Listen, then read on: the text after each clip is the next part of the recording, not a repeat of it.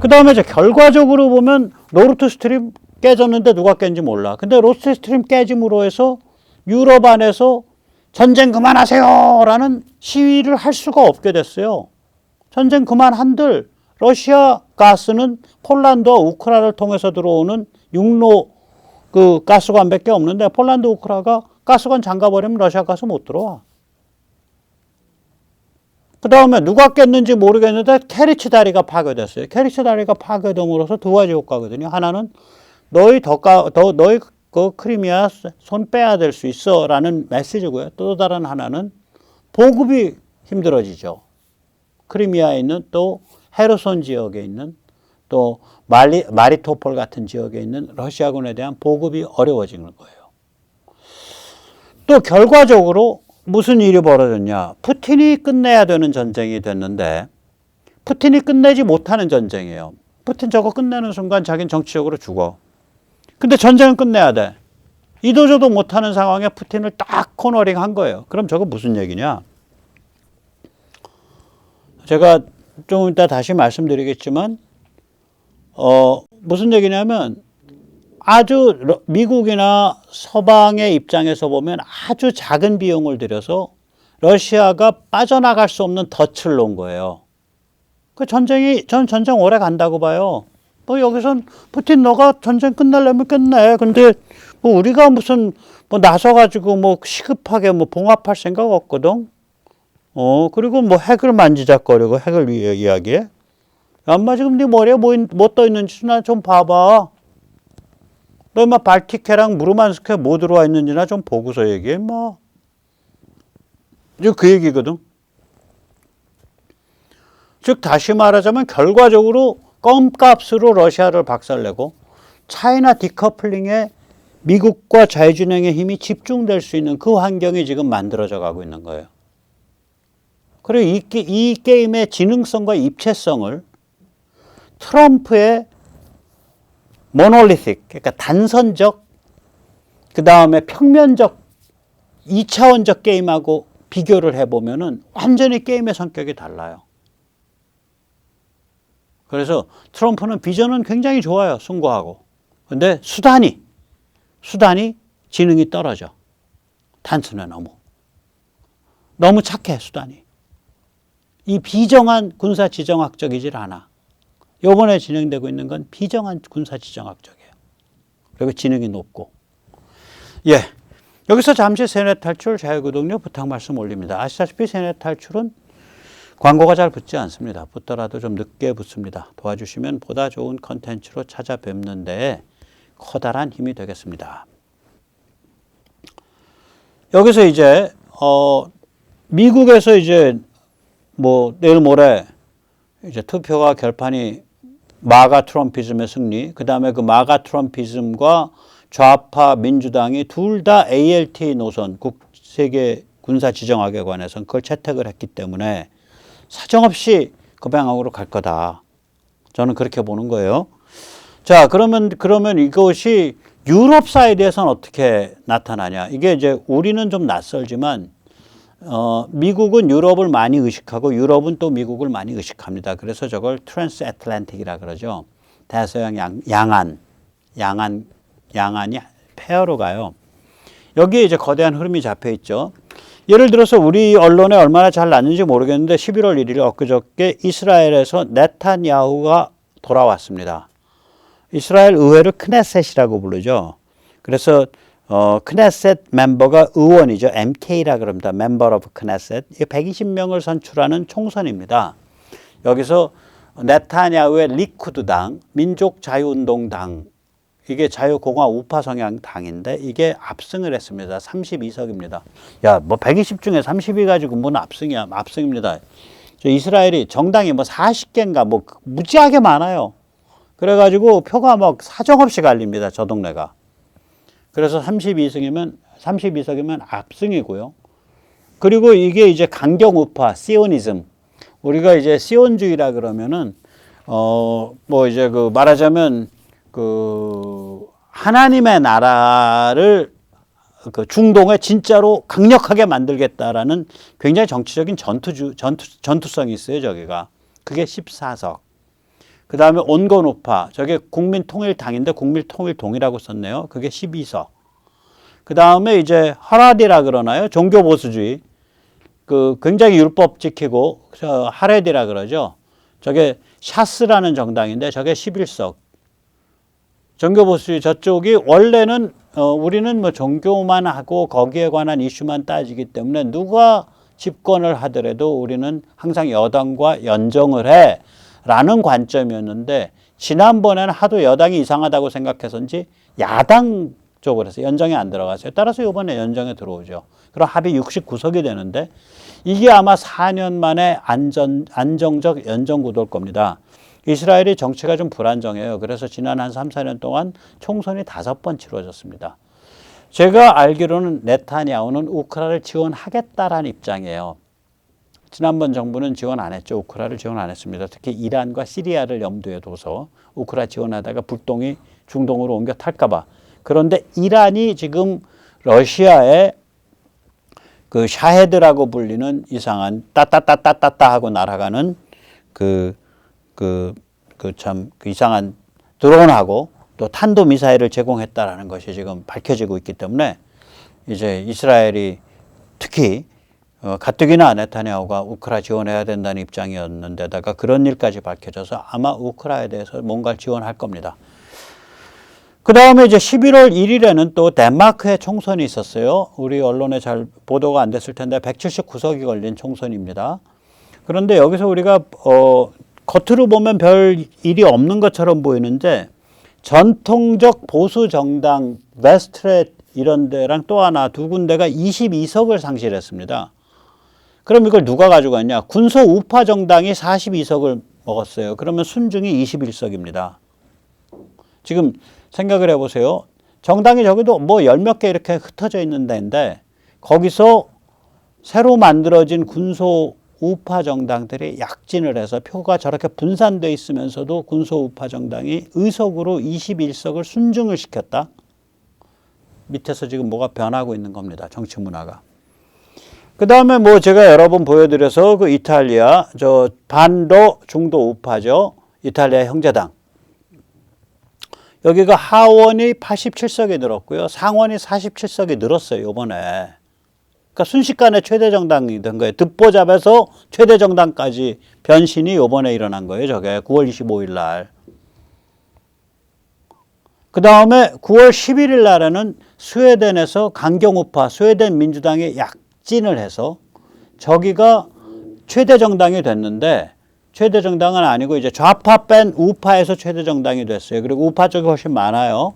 그래가지고 저기가 온건 우파를 내세우고 배후에서 집권을 한 셈이 됐어요. 간접적으로.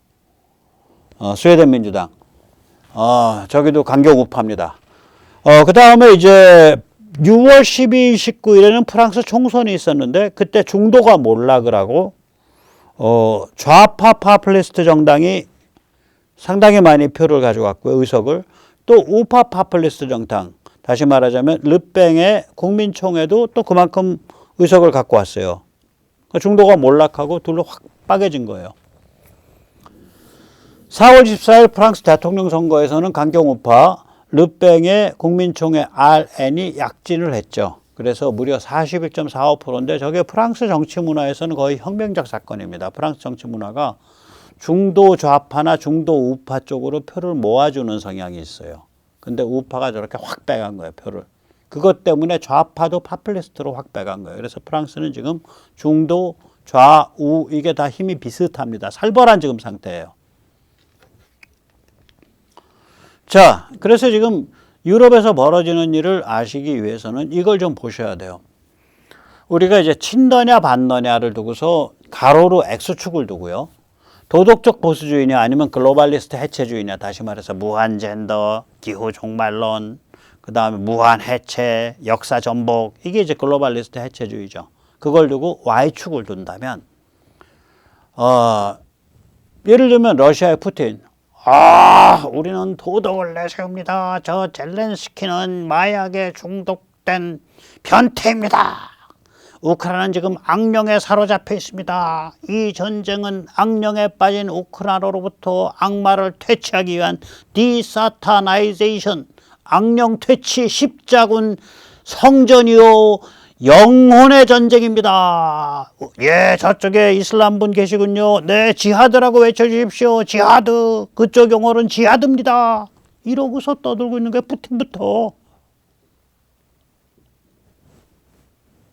권력자들이 그러고 떠들어요. 그러니 이거는 러시아니까 당연히 친러죠. 도덕적 보수주의 이거죠.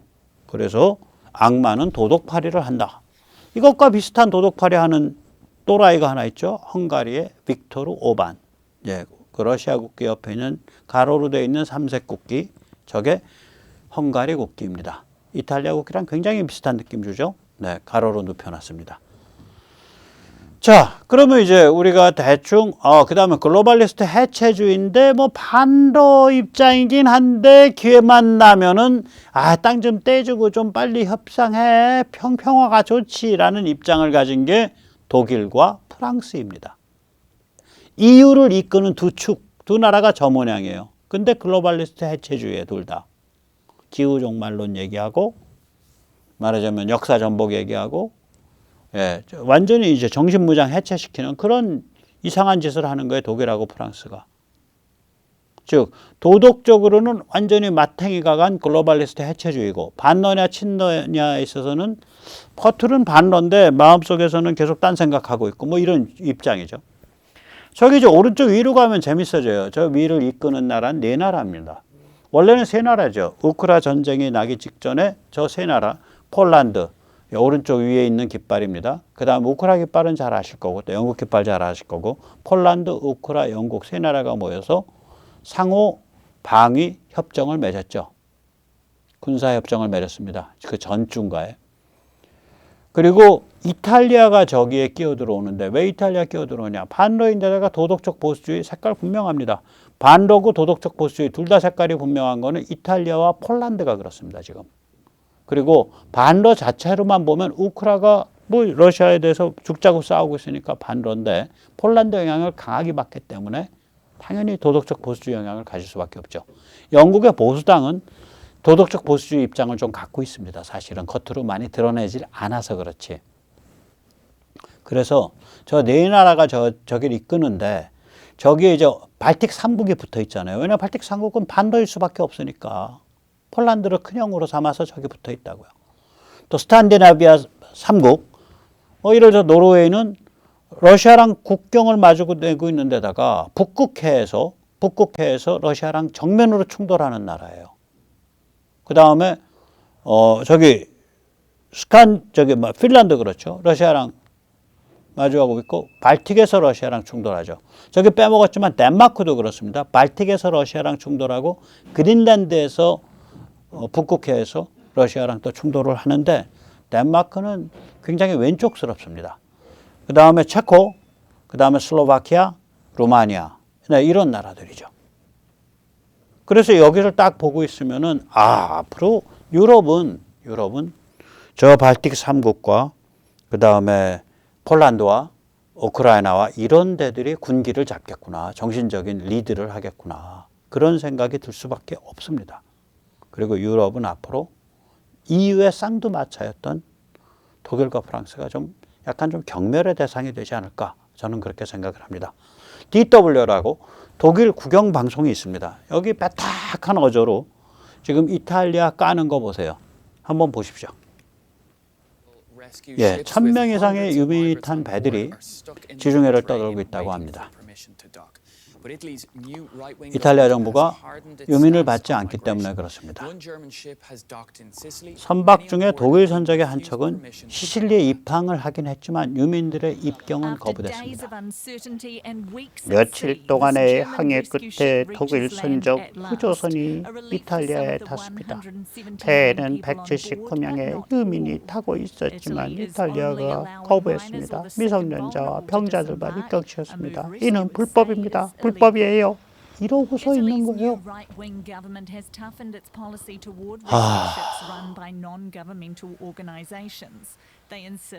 저 말이 아주 핵심입니다. 저게 독일 깃발인데 야 구조선에 독일 깃발 달았으면 임마 독일로 가. 너 독일 배잖아. 근데 왜 사람은 이탈리아 와서 푸냐? 우리가 호구냐? 이게 지금 이탈리아 강경 보수 우파의 입장이야. 맞죠? 구조하는 거 인심은 너희가 쓰고 푸기는 우리한테 퍼? 뭐 이따위 것들이 있어. 이거예요, 바로. 지금 그거 보시면 아시겠지만 예를 들어서 북아프리카의 튀니지에서부터 시실리까지가 불과 145km입니다. 저 거리가 말하자면 그러니까 우리랑 그 큐슈 정도의 그 정도 거리에 불과한 거예요. 저런 데 싸다니면서 그냥 우리는 정의와 인간의 불타오르는 그러한 숭고한 시민단체로서 이 바다를 떠돌고 있는 불쌍한 아프리카인들, 중동인들을 다 구조해서 우리 사람이 좀 비교적 살 수 있는 유럽 국가로 모십니다 라고 주장하고 다니는 것들이 저자들이 지금 맞박에 나 천사, 나 착한 놈 그래 놓고 제일 가까운 이탈리아 갖다 푸는 거야. 이탈리아 때까지 그거 받아줬다고. 조지아 말로니 야 그거 너희 배에 독일 깃발 달려있냐? 독일로 가 임마. 인심은 너희가 쓰고 뒷감당은 우리가 하랴? 뭐 그런 게 어딨냐. 맞는 말이죠. 맞는 말입니다. 저는 이탈리아 그 정부 입장이 맞다고 생각을 합니다. 그래서 그런 의미에서 유럽 정치가 좀 이제 좀 쌩쌩하게 좀 돌아가기 시작하고 있어요. 저는 5가지 정도 특징인데. 일단 반러는 저건 상식입니다. 뭐 러시아 뭐 빨리 평화 끝내주세요 하고 시위하는 거 웃기지 말라 그러세요. 그거 다 러시아 이민이거나 이민자들이거나 혹은 좀 이상한 자들이에요. 전부 네오나치 뭐 이런 것들이에요. 그래도 집권 세력 혹은 메인스트림 정치 세력 중에 반러에 대놓고 반대하는 즉 친러 행각을 하는 유일한 또라이가 딱 하나 있습니다. 헝가리의 빅토르 오반입니다. 자, 일단 러시아에 대한 에너지 의존이 청산되고 있죠. 뭐 노르트 스트림까지 파괴됐으니까. 이거는 세계 석유가스 수급 체계가 구조조정 당하고 있다는 소리겠죠. 그리고 또 유럽에서는 요새 이제 반중 컨센서스가 일어나고 있습니다. 아까 미국의 전략사령부 사령관 찰스 리처드가 밝혔듯이 반러는 시작에 불과합니다. 몸통은 반중입니다. 차이나 디커플링이 몸통입니다. 이거는 나토 전략 개념 2022 문건에서도 정확히 드러납니다. 세 번째 특징, EU의 쌍두마차인 독일과 프랑스에 대해서 여러 유럽인들이 또 유럽 국가들이 환멸하고 의심하고 있습니다. 네 번째 특징, EU의 글로벌리즘을 버리고 가치지향 주권국가, 제가 보스라고 말했죠. Value Oriented Sovereign State가 이제 대세가 돼가고 있습니다. 제가 왜 이거를 그렇게 얘기하냐. 그냥 주권국가가 아니에요. 여기 보시면 러시아랑 왜 전쟁하는데? 우리가 왜 러시아를 반대하는데? 왜 러시아의 우크라이나 침공에 왜 우리가 반대하는데? 자유, 개인, Western Way of Life, 서방이라고 말하는 현대 문명의 삶의 방식, 가치 판단이 있는 거예요, 저기에. 그런데 러시아가 우리 주권 국가에 이제 맨날 얘기하는 게 The integrity of sovereign territory라는 얘기가 나오거든요. 영토의 통합성, 그러니까 영토의 온전성. 대한민국의 영토는 한반도 및 그 주변 도서로 한다라는 그 영토의 온전성을 훼손하는 대대적 침공을 했다 이거야. 우리의 가치를 짓밟으면서 우리가 살고자 하는 삶의 방식을 짓밟으면서 가치가 저기 내장돼 있다고요. 그래서 가치지향 주권국가고요. 제가 언젠가 보니까 무슨 우리 이제 시청자님들께서 보스 하던 걸 왜 요새 얘기 안 하냐는데 제가 계속 얘기하잖아요. 가치지향 주권국가, 가치지향성. 그게 보스예요. Value Oriented, 가치지향, Sovereign State, 주권국가. 왜 얘기 계속 했죠. 자, 그 다음에 5번째 특징이 있습니다. 반러 가치지향 스타들의 등장이죠. 아까도 말씀드렸듯이 폴란드, 우크라이나, 이탈리아가 이 삼각축을 담당하고 있습니다.